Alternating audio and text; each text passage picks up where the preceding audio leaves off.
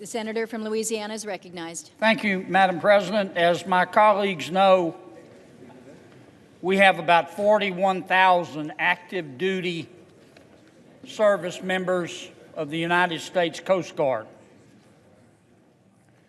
They're running vital missions right now, Madam President, in the South China Sea. They're protecting our airspace and ports along about 12,000 miles of coastline. They're performing search and rescue missions. That includes nearly 1,200 active duty Coast Guard personnel in my home state of Louisiana, the 8th Coast Guard District. Madam President, for that reason, I think the members of our Coast Guard need to be paid during this shutdown until we resolve our differences. We need to resolve our differences. There are some good members of Congress, but right now the American people are wondering what they're good for.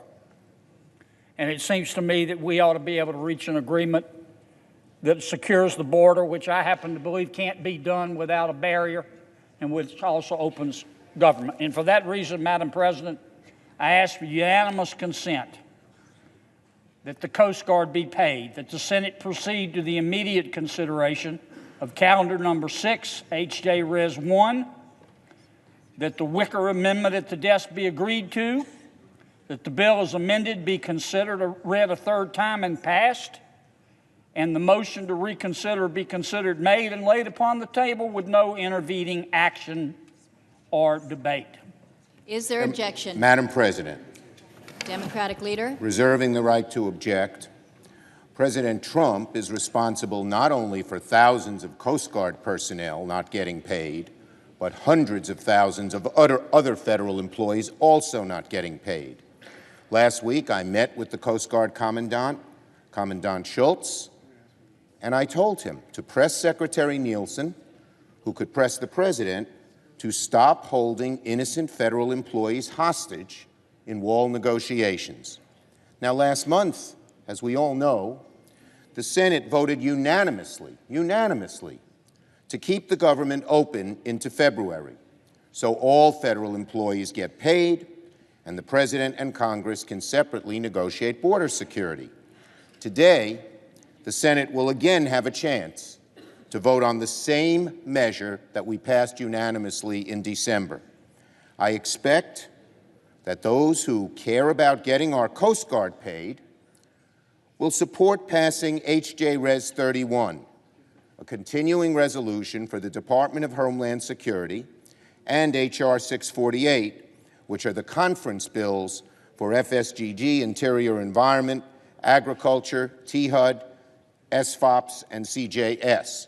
So, Mr. President, would the senator from Louisiana modify his request to include the unanimous consent that the Senate proceed to the immediate consideration of H.J. Res. 648 and H.J. Res. 31 en bloc, that the measure be considered read a third time and passed en bloc, and the motions to reconsider be made and laid upon the table with no action or debate? That will pay all federal employees who deserve to be paid.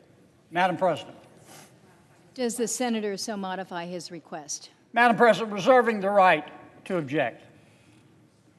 I'm smiling because of the great admiration and respect I have for the senior senator from New York. I love to hear him talk. The senator will yield. It is mutual. I love to hear him talk.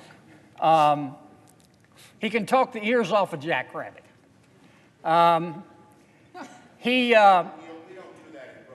has waxed eloquently many times in this chamber. I remember back in 2005, 2006, Senator, I was a mere lad, but we had a bill before this chamber called the Secure Fence Act of 2006.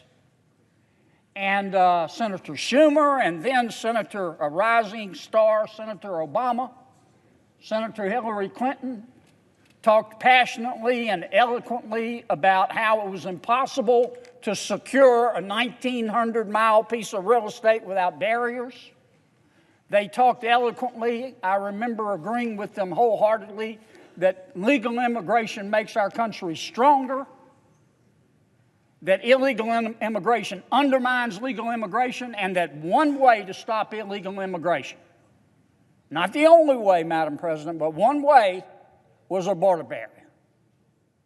That was then. This is now. Now, my esteemed colleague knows full well that his resolution will not accomplish either border security or opening up of this government, because President Donald Trump is going to veto it. It will be a futile, useless exercise.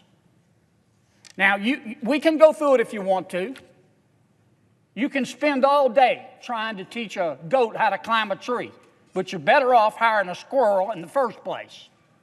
And there is a measure before this Senate. The President has put a proposal on the table that will satisfy many of the concerns of our Democratic friends and ensure border security. And for that reason, I object.